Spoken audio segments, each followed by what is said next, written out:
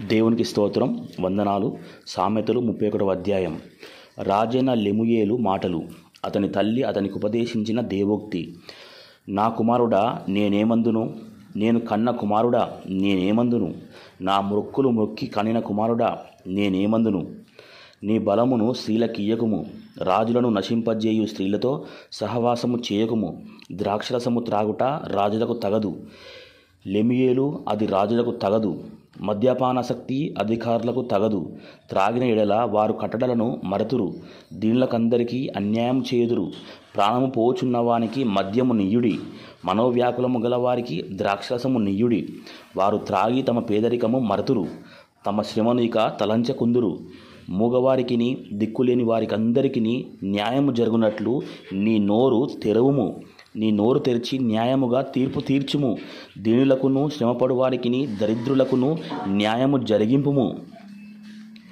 గుణవతి అయిన భార్య దొరుకుట అరుదు, అట్టిది ముత్యము కంటే అమూల్యమైనది. ఆమె పెనిమిటి ఆమె యందు నమ్మిక ఇంచును, అతని లాభప్రాప్తికి వెలితి కలగదు. ఆమె తాను బ్రతుకు దినములన్నీ అతనికి మేలు చేయును గాని కీడేమియూ చేయదు. ఆమె గొర్రె బొచ్చును అవిసె నారను వెదుకును, తన చేతులారా వాటితో పనిచేయును. వర్తకపు ఓడలు దూరము నుండి ఆహారము తెచ్చినట్లు ఆమె దూరము నుండి ఆహారం తెచ్చుకొనును.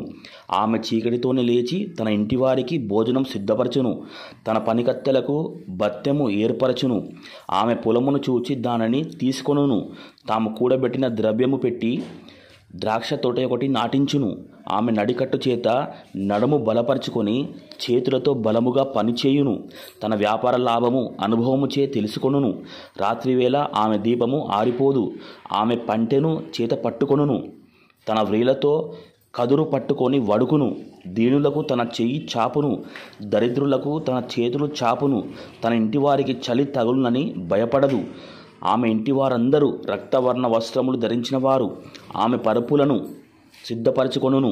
ఆమె బట్టలు సన్నని నార బట్టలు, రక్తవర్ణపు వస్త్రములు. ఆమె పెనిమిటి దేశపు పెద్దలతో కూడా కూర్చుండును, గవుని యొద్ద పేరుగొనిన వాడేయుండును. ఆమె నార బట్టలు నేయించి అమ్మును, నడికట్లను వర్తకులకు అమ్మును. బలమును ఘనతయు ఆమెకు వస్త్రములు.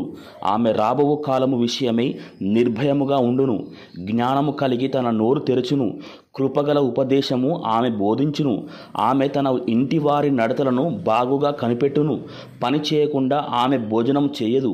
ఆమె కుమారులు లేచి ఆమెను ధన్యురాలందరూ. చాలామంది కుమార్తెలు పతివ్రతా ధర్మం అనుసరించి ఉన్నారు గాని వారందరిని నీవు మించిన దానవు అని ఆమె పెనిమిటి ఆమెను పొగడును. అందము మోసకరము, సౌందర్యము వ్యర్థము. యెహోవా యందు భయభక్తులు కలిగిన స్త్రీ కొనియాడబడను. చేసిన పనిని బట్టి అట్టి దానికి ప్రతిఫలం ఇయ్యదగును. గౌన్ల యొద్ద ఆమె పనులు ఆమెను కొనియాడును. Amen. Praise the Lord. Hallelujah. వందనాలు. అందరికీ శుభాశీస్సులు.